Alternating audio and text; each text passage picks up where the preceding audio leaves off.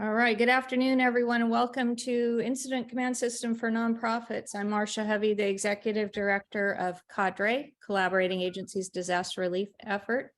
And we want to thank the Bay Area UASI for giving us funding to offer this training.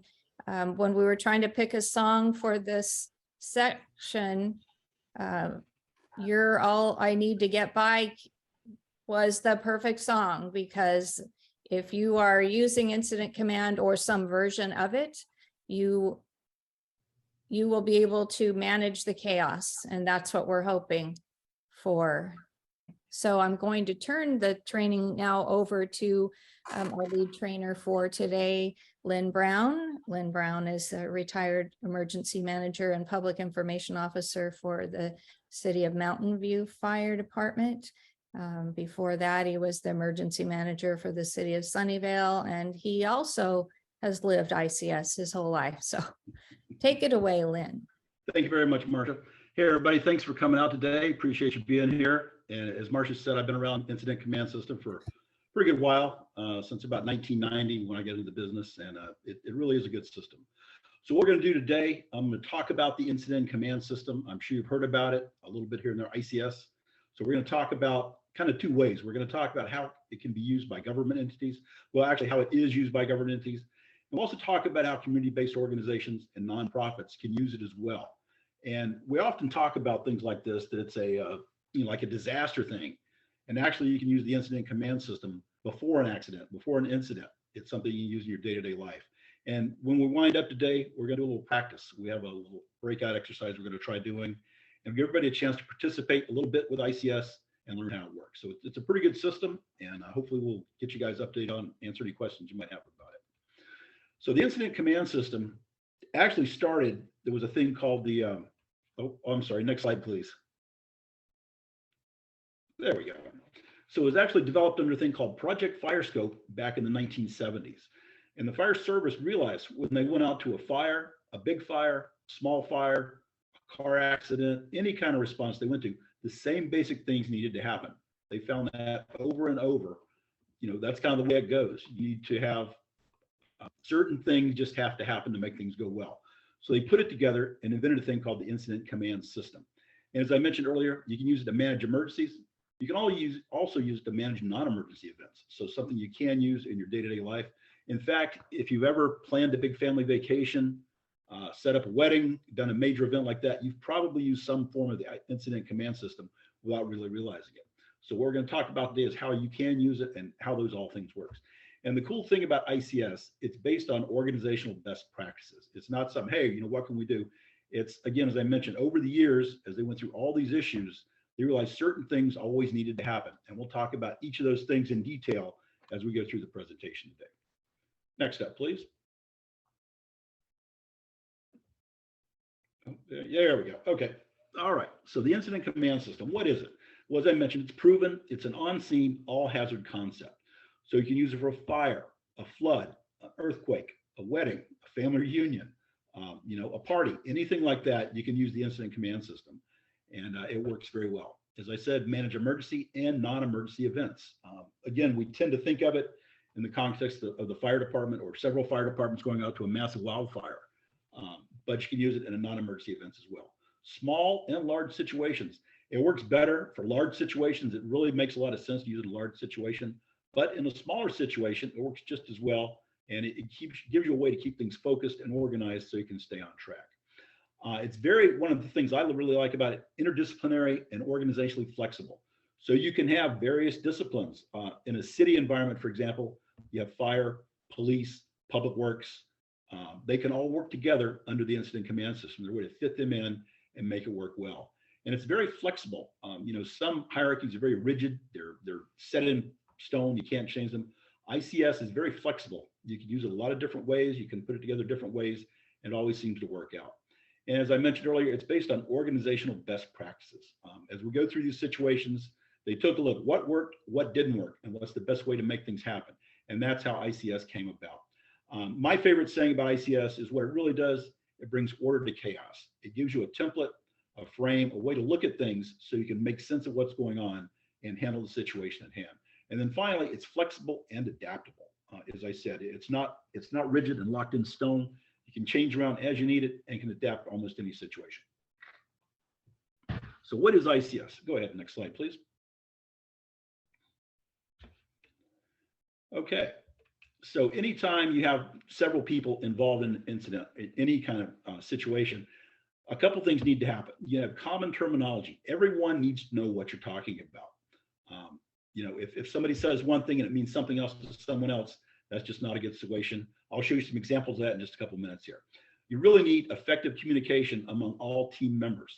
Everybody needs to know what's going on, what their role is, who their manager is, so it works well. And part of that is a well-defined management structure and a chain of command. You need to know who your boss is and who your boss's boss is. It's hard to see on Zoom. Has everyone ever worked for two bosses? And how did that work out? Generally doesn't go well. So that's one of the beauties of the incident command system is very well-defined structure and a solid chain of command. And that gives us accountability. If something's supposed to be done and it isn't done, we know who's responsible for it, who gave that order, who was supposed to carry out.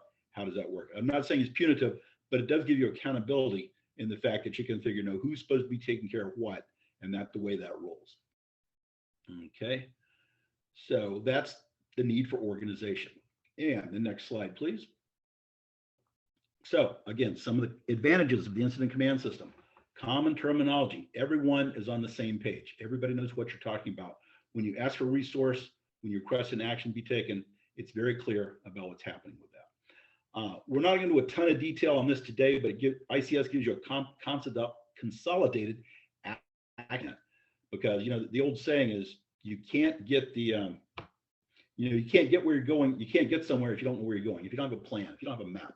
So an action plan is kind of a map of what you want to accomplish in the next set period of time. So ICS makes it very easy to put together a consolidated action plan. So you have a good idea of not only where you're going, but how you're going to get there. Another big component of ICS is comprehensive resource management. When you have a lot of resources available, it can be very difficult to keep track of all of them and get things rolling along as they need to go. So that's what ICS gives you. And you could imagine, as I mentioned earlier, on a wildfire situation, you could have a single incident commander managing hundreds or thousands of firefighters out on a fire scene. You've got air support, you got bulldozers, you got hand crews, you got food, you got bedding, people where place for people to sleep.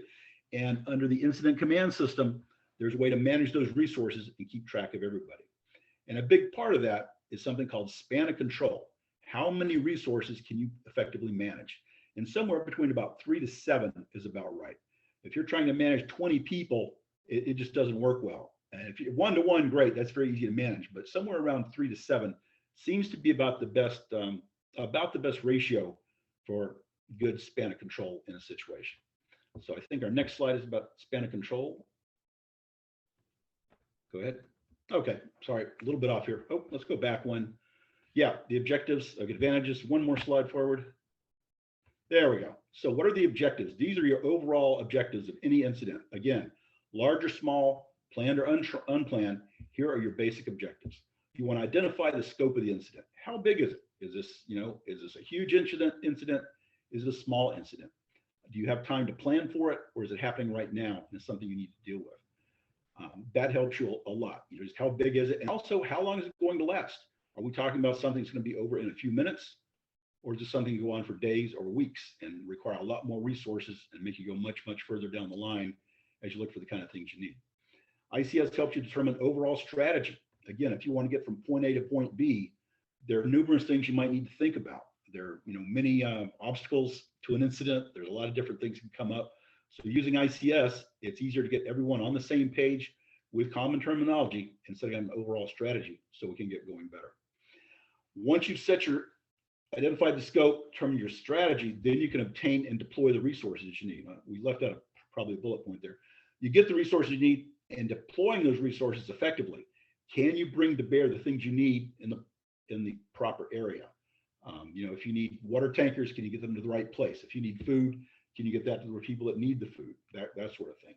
And then finally, under incident command system, there's a lot of forms and documents that help you document your actions and keep track of the results. Because you can't just do things.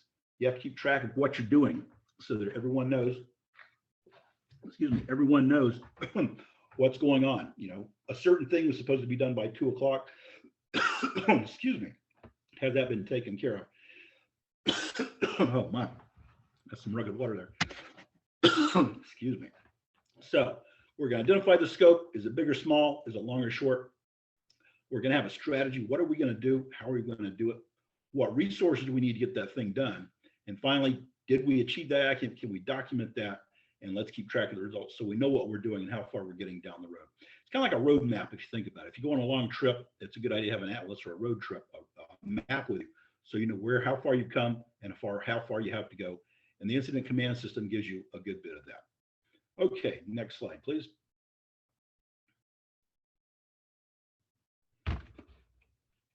Oh, there we go. Okay, back one. We go back one, please. No, there we go. Okay, common terminology.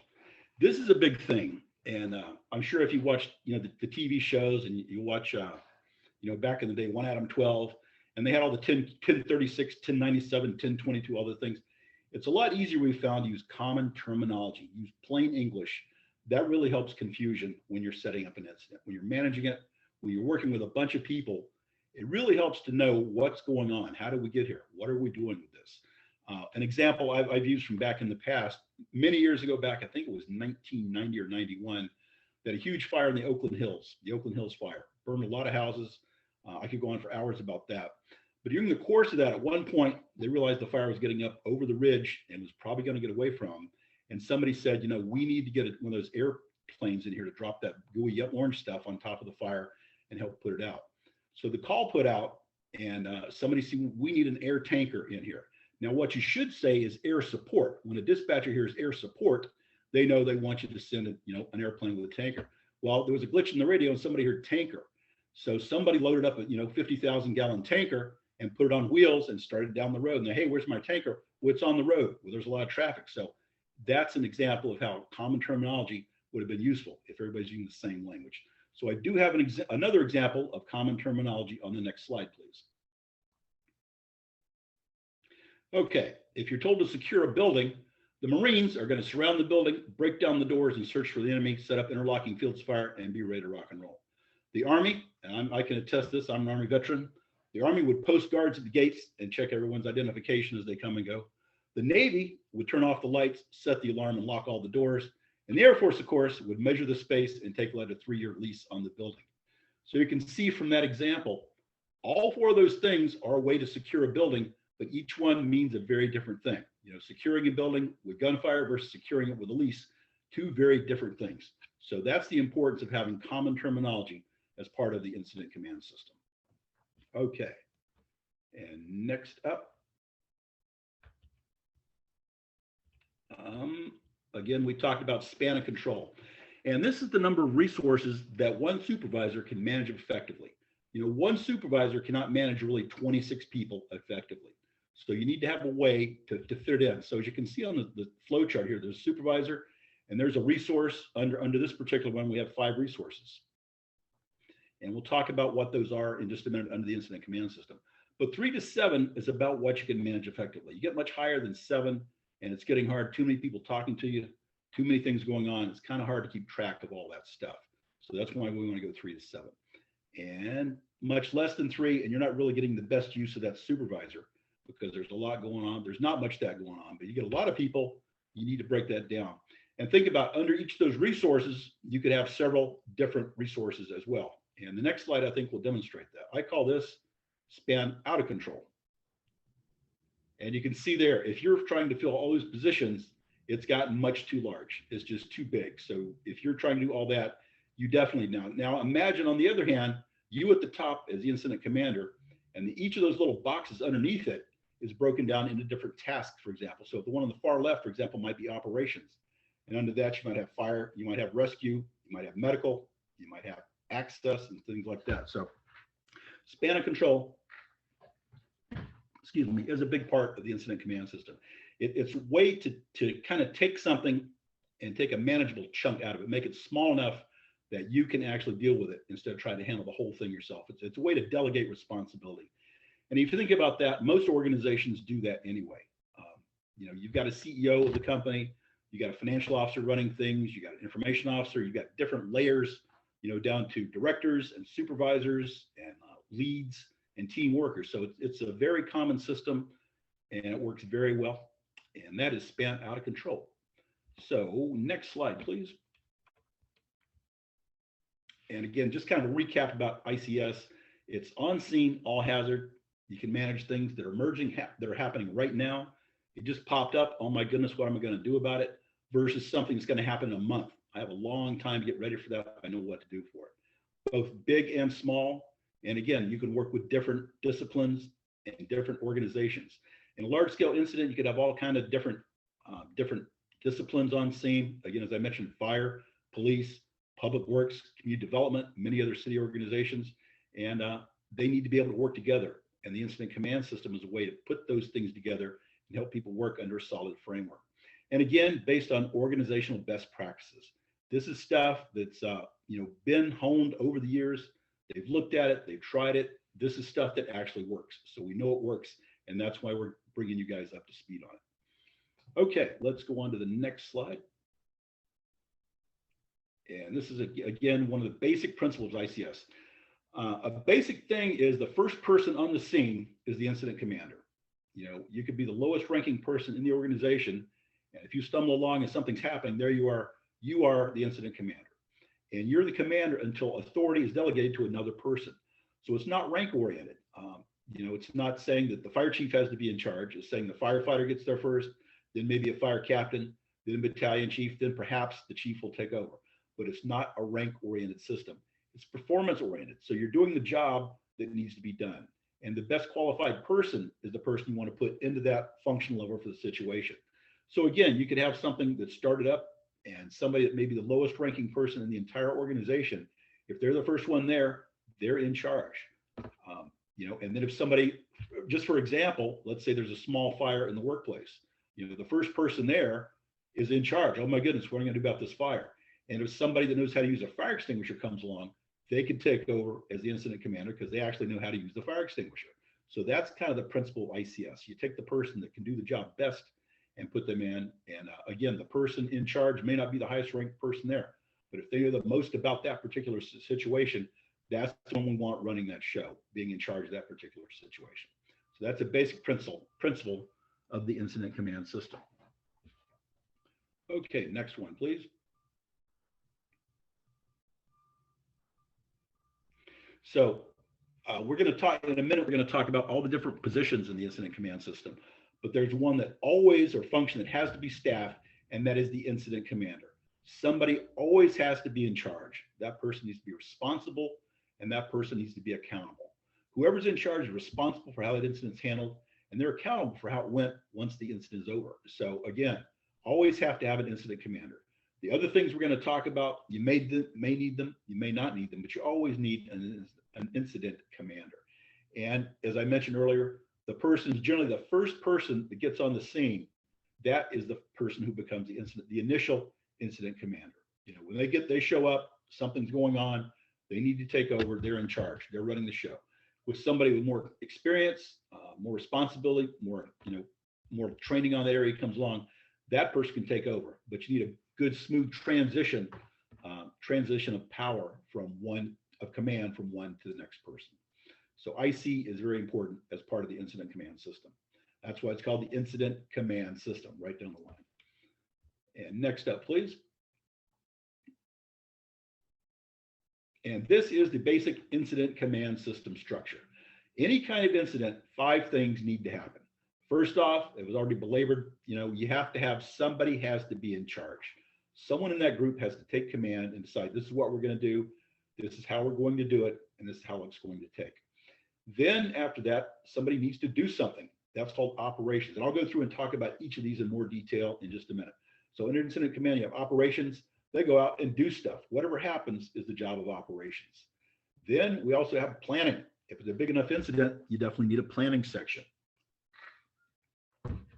There's also where it comes in. If you have, for example, if you have an event that's not an emergency, but something is going to happen, then you probably you have an incident commander, then you have a planning section next, because planning section really does 2 things. They keep track of what's happening and they plan for the future. How long before it gets dark? Is it going to rain? How many people do we need to feed? That sort of thing. That's what planning does. Logistics, and we'll go into more detail again on each of those. Logistics gets whatever you need. If you need more people, more backhoes, more school buses, whatever it might be, that's the job of logistics to get it. And then finally, and I always like to say finance, I call that father of the bride. Finance has to pay for everything. Finance has to keep track of what you're doing. Just because you have an incident does not mean you have a blank check, right? So you have to keep track of what you're doing, how much it costs, and how you're going to pay for it. And in some situations, the finance section may also keep track of claims against the jurisdiction, or the entity. So that's your basic structure. You have an incident commander, and then each of the 4 units underneath it doing various things. And we're going to talk a little bit about each one of these as we go along now. So next slide, please. So management is in charge. Management manages things. If you're the incident commander, you have ultimate responsibility for whatever goes on during that part of that operation, during that event, operation, whatever you might call it. So management sets policy. What is our policy? What are we trying to do? What are we trying to accomplish? Again, for a city, it would be, put out the fire, save lives, assess damage. For other jurisdictions, for other entities, it might mean different things. But management provides continuity of operations. One person is not going to be able to manage the event if it's a multi-day event, one person can't manage forever. So you have to keep track of what you're doing and be able to hand over command to somebody else at the end of that operational period. So continuity of operations, a big deal. Also, management directs the overall emergency response. So management doesn't get down in the details. They don't tell people how to do their jobs. They tell them what needs to be done and let them take care of their jobs. And ultimately, management has ultimate accountability. If things go well, hey, great, management gets all the credit. If things don't go well, management gets all the blame, because you have to plan for everything and you have to keep track of what you're doing. So management it's a big job. It covers, kind of the whole range of what needs to go on as part of this, but you don't have to be an expert in every detail of what's going on. And we'll talk more about that as we go through each of the other sections. But it's important to remember that management is just going to be in charge of things. They're going to keep it going. So, I'm sorry, and I'm kind of going back and forth, but management and incident command do mean the same thing. So incident commander and management. And it's very hard sometimes to talk about incident command system because it is so focused on the fire service and handling city emergencies, but it does work other ways as well. So management is the same as incident command. You're setting policy, you're making sure somebody's in charge throughout the event and directing the overall response of emergency, or it could be non-emergency response. Maybe you're planning something, just an event at your organization, but the manager is still in charge. Management has ultimate accountability for whatever might happen as part of that particular situation. Okay, let's go on to operations. So operations is a big part of the incident command system. This is very large. Operations are the folks that actually go out and do things. So they're going to coordinate all the response efforts, and they're going to keep track of what's happening and give status reports to the command, management, and working with planning and intelligence. Everybody needs to work together in the incident command system. You can't have people kind of going off and kind of doing their own thing and being the lone wolf. You definitely need people to work together so everybody knows what's going on. So operations, again, in the context of a city response, let's say there's a big fire, you would have operations. The fire department would go out. They would be trying to put out the fire. The police department would be blocking off the streets and controlling access. Fire department would be providing medical care to anyone that might be one of the victims to that. Operations might include sheltering. If you had people that were, out of their apartment due to the fire and need a place to stay, that would be the operations section would take care of that. And also any medical stuff, that would be part of the operations section. And again, as I said earlier, also a big thing ops needs to do is make sure the incident commander / management knows what's going on in that operation. Keep them up to the date, up to the minute. In order to do that, you need to share all that information with the planning and intelligence section. And we'll talk about plans in just a minute. But ops is really, if you think about it, in most situations, you always have to have an incident commander, and you probably need operations too, because most of the time somebody's in charge, somebody has to do something. Now, it could be the same person in a small event. As I mentioned earlier, maybe a small fire, somebody sees a fire in a wastebasket, they decide, I'm going to put the fire out, that's management. They grab a fire extinguisher and put the fire out, that's operations. So they fulfill both roles there, but they've done that. So and again, a lot of this, we talk about response efforts, but it also things that work in your facility, in your organization. Doesn't have to be an emergency response kind of thing. It could be something as simple as, we're setting up a meeting, who actually takes care of, getting the notepads, getting the things on the desk that we need for that meeting. That would be operations. It's the biggest part generally of any operation. It's the one that gets, if you watch the news, and again, I'll go back to wildfire. If you watch the news and you see, see the bulldozers running around, and you see the planes dropping the orange gooey stuff on the fire, and you see the firefighters on the ground cutting a hand line, that's all operations. They get a lot of the notice because they're the ones out in the public doing stuff and making stuff happen as it goes along. So operations, very important role in the incident command system. Always going to have incident commander, almost always going to have operations as well. Okay, let's go on to plans, planning and intelligence. Now, again, planning intelligence, they actually do two things. They plan ahead and they keep track of what's happening. So they're working really hard to collect and analyze information. How many buildings are damaged? How many people are injured? Or again, in an organizational setting, I talked about the meeting we were talking about, who's going to set it up. How many people are coming to the meeting? How many people actually attended? Do we have the things they need? So plans, collects and analyzes information. And planning needs to be kind of all over the place. They need to be talking to basically everyone in the organization so they keep track. So if operations has a map, planning's map should exactly mirror that, and map, keeping track of everything that's going on. And one of the big jobs of plans and intelligence is to develop a situation report. What's going on right now, what's going to happen tomorrow, what's going to happen next week if it's a long range kind of situation. And documentation, very important to keep track of what's happening. In my experience, as a city employee in a big event, you had to keep track of what employee took what equipment to what location for what purpose for how long. That's the level of documentation you need to track that. Also ties into finance. We'll talk about this in a few minutes. But if you're going to be able to get any reimbursement, you have to track that stuff very well. Like, I think a couple guys went for a couple hours. That's not going to cut it. You need to have very clear standards on your documentation. And also action planning. So the incident commander or the management will say, here's what we want to accomplish in the next 4 hours. Planning and intelligence needs to come up with a plan in coordination with all the other section chiefs of how that's going to work out. Here's what we want to accomplish. Here's the resources we need to accomplish it.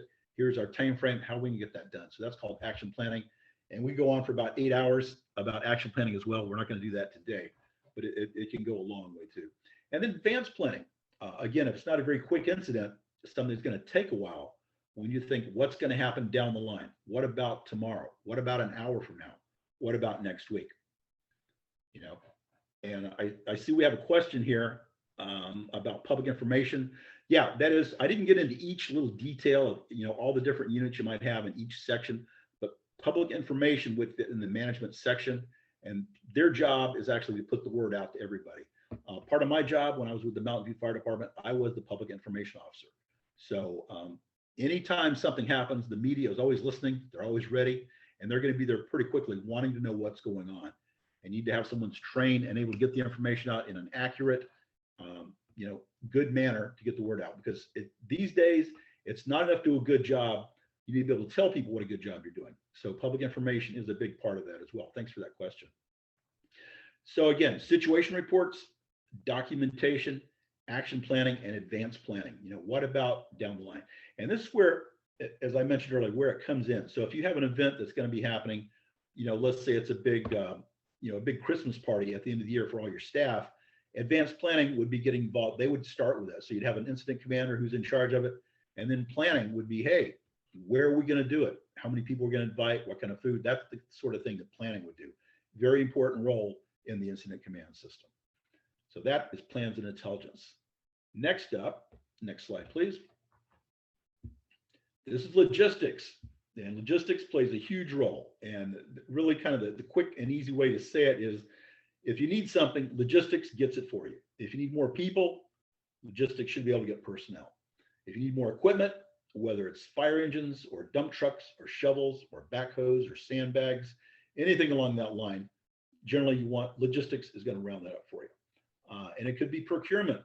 Generally, again, when I was in the city of Mountain View, We, for our emergency operations center, we made purchasing department. They were in charge of logistics because that's their job. They buy stuff all the time. So anything we need, they would get it. And logistics also provides communications. And we've talked about the importance of clear lines of communication throughout the organization. And that's really what logistics is part of their jobs, therefore communications. And there are various means. You could have runners for communication. You could use radios. You could use cell phones. Way back, people used pigeons. You may have heard of that, back when they would tie a note to the pigeon and send it back to the command post. So some way to get the word throughout. So logistics plays a very important role. And if you think about it, all these things kind of lean together. One can't stand on its own. So you got management is in charge of things. They're out there, saying this is what we're going to do. Here's how we want to do it. Here's how long we're going to take. Operations responsible for going there, doing it.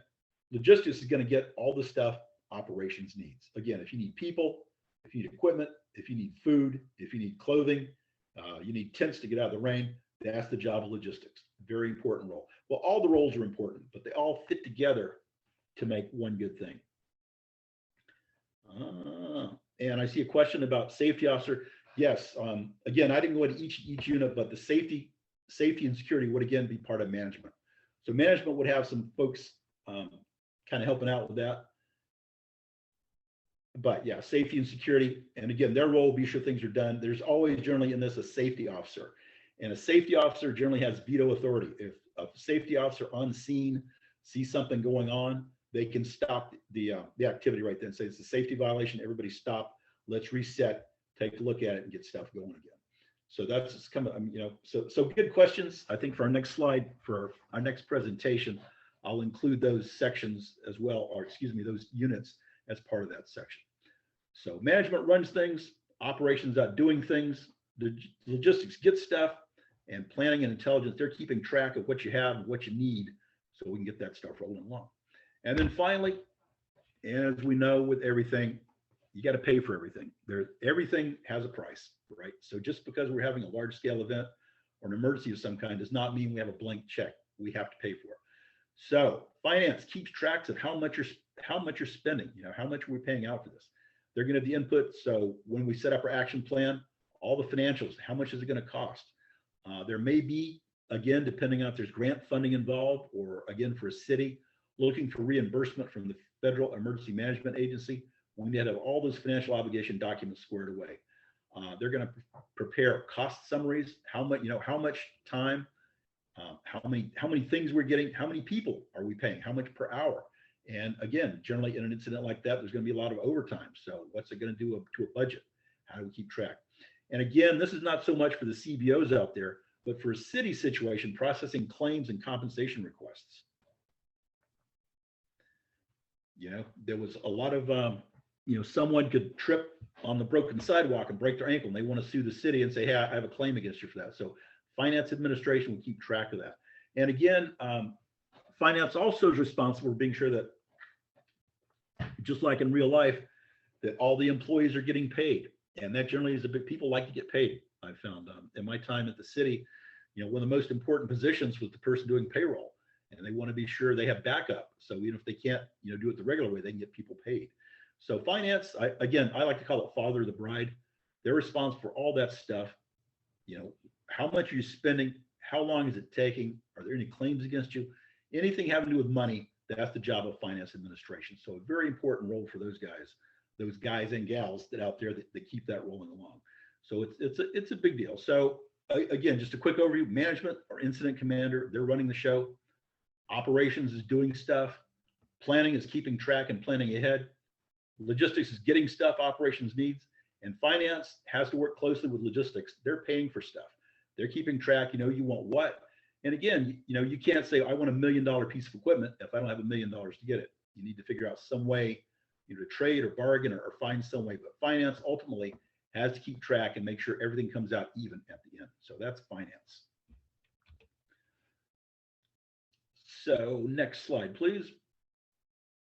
And we have a couple things to talk about. So the objectives, again, the overall objectives of the incident command system are: first, to identify the scope of the incident. How big is it?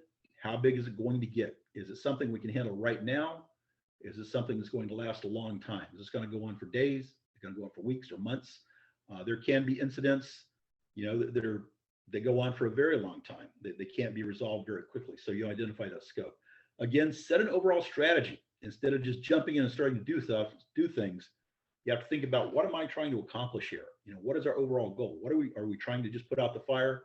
Or are we trying to do some other stuff too? So have an overall strategy, set priorities, and get out your resources. So, generally, in a city situation, save lives and protect property. Those are your prime objectives.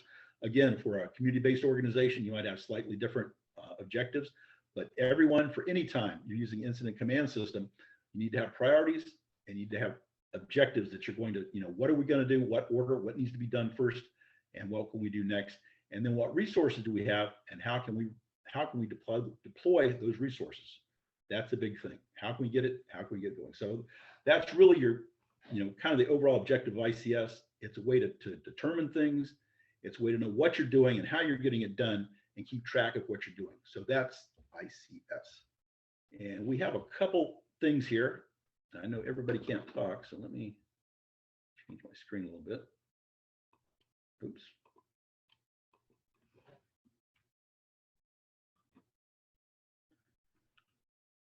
Oh, sure. I saw one more question pop up in the chat about public information officer.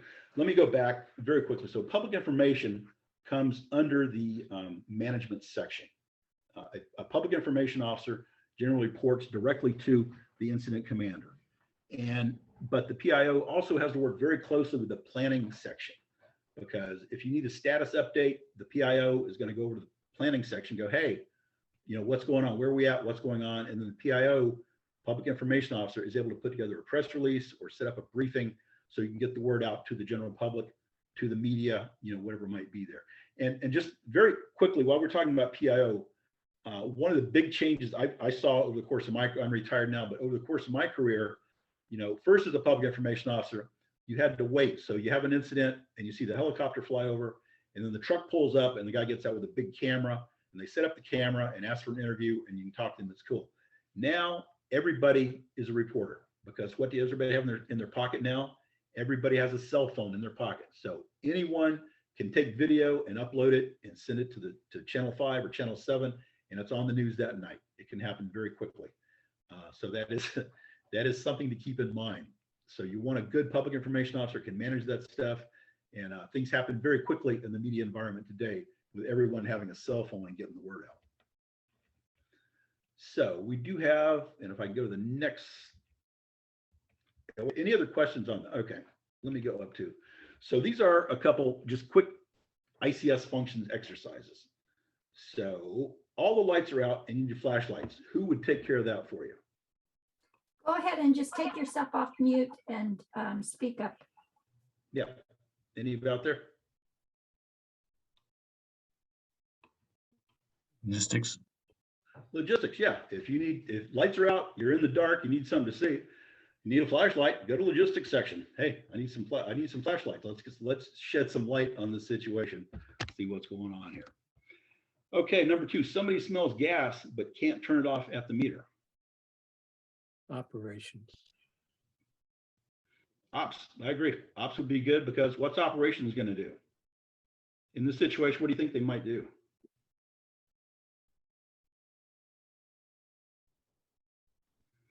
Do you think we might need to evacuate that building? That's a good possibility. If you smell the gas, you can't get the can't get it turned off. Probably want to get somebody in there so we can get the. If we can't turn it off, we need to get people out of there. Make that safe. And after they evacuate, they would need to tell the planning section. The batteries for the portable radio are dead. Logistics. Yeah, I kind of got carried away with logistics. That's should have cut back on that one a little bit. Okay, how about fire from another area, from another building is moving towards your building? Safety officer. That'd be safety officer. Who else? Planning. Beg pardon? Planning. Planning, that's correct, because planning, if they have the big map of what's going on, planning is going to need to be able to set that up and go, okay, here's what's going on. Let the incident commander know, and what can flow from that. But again, if there was an evacuation going on, you may need to change your evacuation plans. Where you're going to put those people, where are we going to go, what's our next step from there? Okay. How about number 5? The incident commander is about to hand over command and needs a briefing.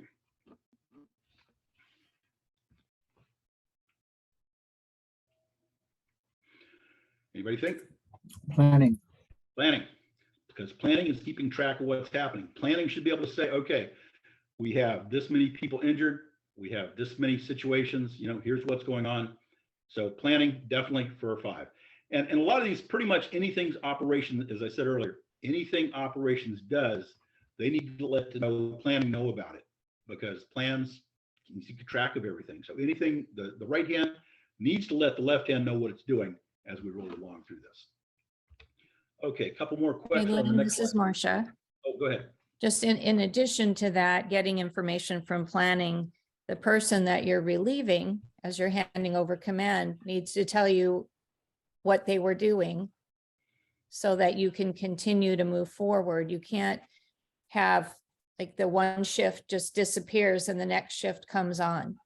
So it's really important that there's a handoff so that everyone, so that you can continue to carry the work forward instead of starting over again or duplicating something. And that's where also having a good point there, Marcia, thank you. Also, that's where having an action plan comes in, because you have an action plan, this is what we want to accomplish. We want to get this done by 3 o'clock. Is that done? If it's not done by 3 o'clock, the next shift has to take that on and do it. It's already been accomplished. The next shift can take a look at, what do they want to do next? They can move ahead, but you don't want them working at cross purposes. Everyone, again, is working toward the same outcome. Everybody's on the same team using common terminology and all working together. And next slide for a couple more questions. Okay, you need to buy water and food for your team members. Who would take care of that? Logistics again. Logistics, but who else might be involved in that? Planning. Beg pardon? Planning. Planning, but also if you're buying stuff, who needs to know about that? Our finance. Finance. It all comes back to the Benjamins, right? You got all that money out there. So anytime you're buying something, anytime you're acquiring resources, you're going to need the finance section. That's a very important part. And then finally, a TV news crew has arrived and wants to film your activities. Who would handle that? Public Information Officer. Yep, PIO, but also the PIO working in conjunction with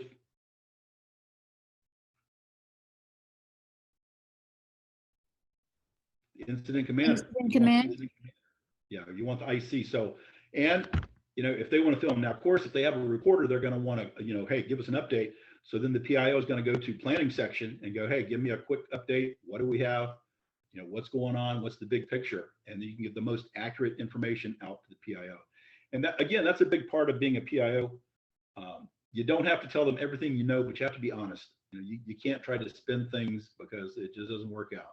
So as quickly as you can, you grab as much information as possible and release it as quickly as possible. And that's a big deal. Now, there are times you have to be careful. I just thought of it. There was several years ago, there was a deal in Berkeley. I believe it was in Berkeley, where someone had taken some people hostage inside a restaurant. And there were TV crews all around, and they could actually, they said, they got a call. The gunman was inside with the hostages watching TV because you could see the response from outside. They could see where units were stationed. So they were able to work with them and go, hey, can you move the camera a little bit, maybe not show exactly what we're doing out here, get ready if we're going to try to breach that building. So, you can work with the media, but a good PIO is an important part. But the PIO, again, working at the direction of the incident commander and working in conjunction with the planning section to be sure you have all the information before you put it out. You do not want to speculate, and you can't put out information that's not verified and vetted that you want to go out in the public. So very important role. Okay, good questions. Okay, and I think this takes us to, we do have an exercise we'd like to try out here with you folks that are here. So your organization is planning a volunteer recognition event, and we like to apply the incident command system to this. So for this incident, I'm going to be the incident commander or the manager. And did you assign folks, Marcia? Do we have them assigned to groups? They are not assigned yet, but we will assign them randomly, and I just have to set up the breakout rooms right now. Okay, so we're going to set up breakout rooms here in just a second. What we're going to do, we're going to have you divide into operations, planning intelligence, logistics, and finance, right? Is that correct? Just, Logistics and finance in the same room, yes. yeah, we're gonna put logistics and finance in the same room because they work pretty closely together. So what we'd like to do, nope, no, go back. I'm sorry. Yeah, don't, don't give these I'm up yet. sorry. I'm trying to get up the screen that has the breakout sessions on it, Oh. and it's, Okay, sorry. if I'm messing you up here, I apologize. Oh, here. no worries. We'll get the screen in a second. So what we'd like you to do is whichever group you're in, kind of work through. So just whatever your organization or an imaginary organization, what is your role in a volunteer recognition event? What role would the group you're assigned to play? What are some things you'd want to think about in setting this up? So we'll get you in the groups and give you about 15 minutes, see how that goes, then we'll all come back together and talk. All right, so you can see the Jamboard now. Okay, was everybody able to use the Jamboard, the different sections? They did, yeah. Logistics and finance, we did eventually put everything on the Jamboard as well. And Stephanie's going to speak for our group. Okay. So who do you want to start with, Lynn? Why don't we do ops? And Fernando, if you wouldn't mind, you were so good at that. Would you mind being our spokesperson?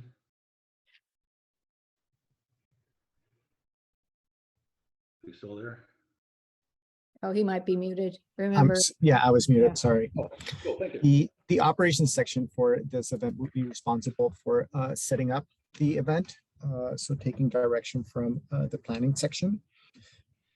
Would follow their command to set up, and then we would have personnel all around the event helping with parking, helping people park, helping with checking, with the audio and visuals, safety, which is a big portion of it. So making sure that if we have some sort of stage that that's been safetied, and if there's any hazards around that, those have been taken into account for. And then we would, the operations section would also help with serving food and drinks if that is going to happen at the event.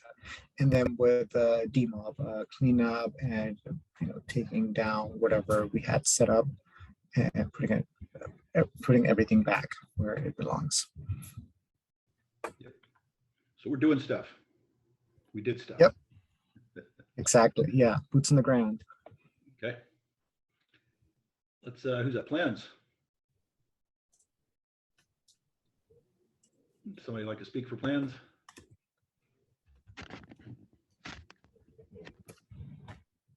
We're doing a good job, but they're all on mute, I think. Yeah. I'll speak if no one else wants to. I've never used Jamboard, but we try to think of all the different things that planning would have to at least begin to address. So we would contact finance about what kind of budget we have for the event and how, I don't know how we're going to find out how many attendees, but we would find out from somebody, maybe management, so that we could begin to think of what venue we would need. We would plan activities, we would plan speakers, and we'd need a schedule for between now and then. We'd need to touch base with management to find out when the volunteers are available to attend a volunteer appreciation event. We would talk to logistics about what kind of tables and chairs and table linen and supplies we might have. And maybe purchase recognition kinds of things. I can't really read all of the things we have up here. Organize volunteers for setup and cleanup. I guess that's in conjunctions with the operations.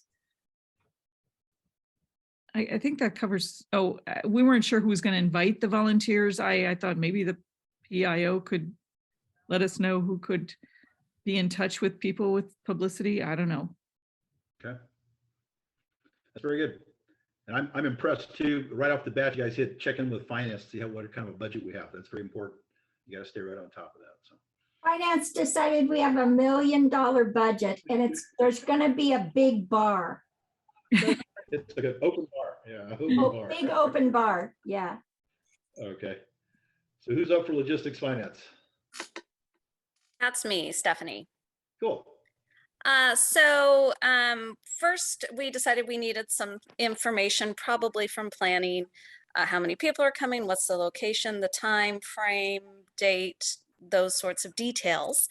And then from a logistics point of view, what are they needing? Food, drinks, swag, rental equipment, supplies, entertainment, sound equipment, delivery of all of those items. Do we need staffing at the event for setup, takedown, those sorts of things? Is the location accessible? And do we need to, make any alterations to the location? So those were some of the logistics items. Very And good. then from a finance perspective, yes, what's the budget? We set our budget, at $1 million. And then, invoicing, timekeeping for any staff. Do you need tips available for servers there? Licensing and insurance for vendors, contracts for vendors, and then keeping track of any equipment that we've borrowed or that we own or, that is rented. So those were what we came up with. That's all good stuff. And I'm impressed, all the sections, everybody's reported so far, it's emphasized the importance of working with the other sections. You need to talk to plans. Plans needs to talk to ops. Ops needs to talk to logistics, to get, what is your budget? How many people are you eating? So you see, it all kind of fits together to make one big picture. Takes a lot of stuff, pulls it together, and it's just a way to organize things. So very good job. Very good. And so I'm just wondering if you had a conflict, maybe plans thought that the budget should be $1 million and finance disagreed. Who has the final call on the budget? Stephanie. I would think the CFO has the final Yeah. call on the budget. Yeah, those are the kind of things, and that's when we bother the incident commander / CFO / whoever the person in charge is when a decision needs to be made and there are several options available and you can't decide. But yeah, that communication, I'm very impressed with how everybody wanted to talk to the other sections and coordinate that. But you stayed in your lanes. Yeah. Which And was that's- really I think we should have this group teach the city emergency that'd be really operations good. center staff. Yeah, and Marshall just made a good point there. When we stay in our lane, we're not in a silo. You've heard that term, I'm siloed, I'm locked in to just my section. And actually, you're in your lane, but you can communicate with the people in the other lane too, because it's a team effort. Everybody has to be on the same page. Everybody has to be working together. Against each other, it doesn't work. Yeah, and if sorry? you, did somebody say something? Yeah, go ahead. Just that you can talk to anyone in the structure. You just can't have anyone in the structure tell you what to do because of that chain of command and that authority. So the only person that can tell you what to do if you are underneath the finance section is the director or the section chief of the finance section. Yeah. And then if the section chiefs of planning and finance need to talk together, they may hash it out, but the final decision will come from your finance director, not from somebody else. So it's nice because you do only have one boss. And you get to say you're not the boss of me if they tell you that. So. And that's the thing about ICS too. So, we can do a whole seminar on management styles, and collaborative where everybody's kind of working together, and then authoritative where somebody's making the final decision. And I like to think ICS is collaborative until it isn't. And then the incident commander makes the final decision. So as Marcia said, logistics wants to spend $1 million. Finance says we can only spend 500,000. IC is going to make the final call. Maybe it's 750 or maybe it's okay, it's only 500. But with all the information, what's the right call on that? So you guys did a great job. Thank you very much. And we have just a few slides left here, and we might get you out a couple minutes early today, it looks like. So if we go to the one where we start using ICS, it looks like it's number 28. So these are, I'm going to say, not the right answers. These are kind of the book answers. And I think you guys hit all these. So management, the incident commander would probably, as you said, we operate kind of show teams, set the teams, give the team leaders some authority. but the incident commander or the manager is the signatory and final authority for decisions, just so we just talked about. Logistics wants to do this, ops says this, finance says that, management is the final arbiter. The management, he or she makes that final decision, and everyone pretty much has to live with it. So that's the incident commander. Next up, and you guys covered this very well. So planning, set the time, the date, the timeline. Where are we doing it? When are we doing it? Where are we doing it? What's the theme? Are we going to do cowboys? Are we going to do, Halloween costumes? Whatever it might be, they'll set the theme. They'll set the agenda and the flow and decide on the guest list, the speakers, all those decisions come to the planning section. So really, as I mentioned earlier, this is one of those things where it's coming a month, 2 months, 6 months down the line, you get the planning section involved and they set up all these things. And that's why we may talk about it in our group. Someone asked, did you actually use this in your organization? And it's a great way to do it. Back when Cindy and Marcia and I were all still working at the same time, anything we planned, we use the incident command system. That's just the easiest way to do it. And it gives everybody an assigned task. So that's what plans does. They plan it, they set it up. And one more to ops. Operations, we said, does it. So we got most of the stuff in our group, sets up on the day of the event, welcomes the guests, greets the VIPs, sets up the whole planned program, probably MCs the program and coordinates with the speakers, and definitely dismantles and cleans up after the event. You want to leave the room better than you found it when you get out of there. So that's the way you get invited back.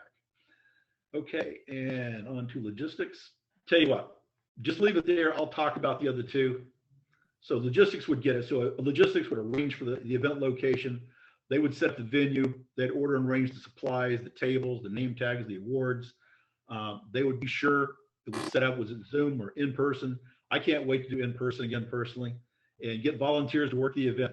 That would be the folks. That's what logistics would do. And then finally, Lynn, we decided that that we were going to go and talk to Apple and see whether or not Apple would give iPads and iPhones to all of the volunteers. And that would be logistics job, is to see whether or not Apple would give those things out. There you go. Yep, that would get that. And hey, we're on the same page in the finance admin. So again, they're going to set the budget with the planning team, because plans is going to be a lot easier right off the bat if you know you're doing shoestring or top of the line, right? Do we have $1 million? Do I have 10? Which way are we going? Paper, plastic, or real China? So setting the budget early on, tracking all the expensive, how much are we spending? How much is it costing? Finance would actually do registration. Well, that came up in one of our groups, how many people are coming. So finance are actually handling registration and receipts. Keeping track. So if we want to do this again next year, how much do we spend? How to go? What kind of things we need? And financial reports. So accounting, you want to give a final accounting. Everything it costs, how many hours did it take? How many people do we have? Kind of what's our return on investment in this investment. And of course, keeping records. You want to save all the stuff, keep it, because you may want to do it again. And instead of reinventing the wheel, you may have that presentation, that event ready to roll. Okay. So those are the 5 Christine is sections. raising her hand. Oh, sure thing. Go ahead. I'm sorry about that, but I just realized we forgot one big thing. If we have supporters like Apple, etc., if we have a program, we need to make sure that Larson in charge is somewhere there to show that Apple did a heck of a lot to support us. Yep. Recognition. Yep. Being sure that they're recognized for the effort they put in to help you out. That's an important thing. Okay. So if your computer will cooperate, we'll go one more slide. So that's the benefit of using the incident command system in your organization. It's a good way to help organize your staff. It can help with communications if you have field or satellite offices. Again, if you're using common terminology.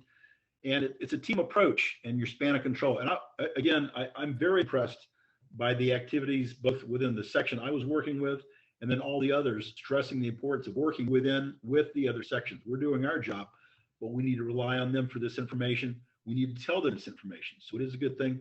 Again, I would encourage you to try using it next time you have an event coming up, whatever it might, it could be large, it could be small, but give it a shot. Try using the incident command system, just assign those roles and see if it works out for you.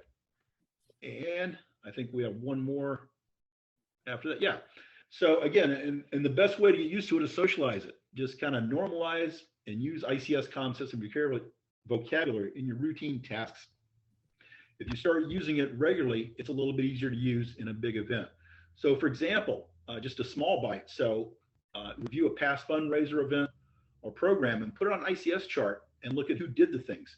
And it might surprise you. Sometimes you'll find one person did the vast majority of it. You know, one person's doing a lot, or one group of people.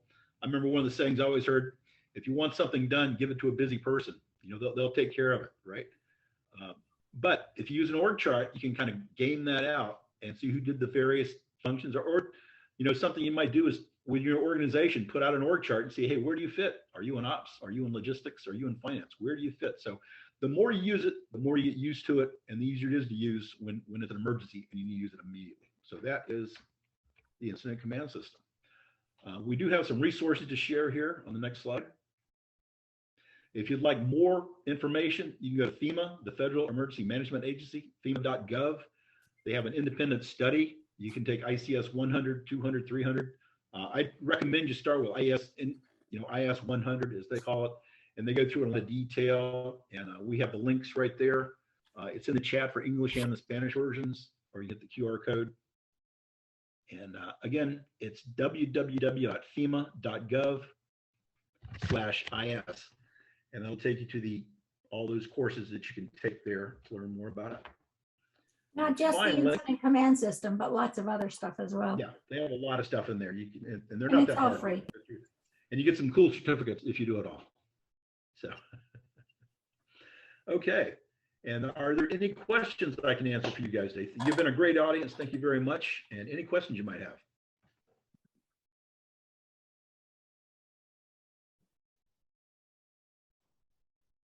Nope, looking good. Okay. Please do take a minute and is the survey in the chat? Yeah. So if you would please take a minute, and that's how we pay for future workshops. We have to show how many people attended, and it's very helpful if you do a survey. Be honest, if we can do a better job, let me know. And I do see a question in the chat about using standardized ICS forms.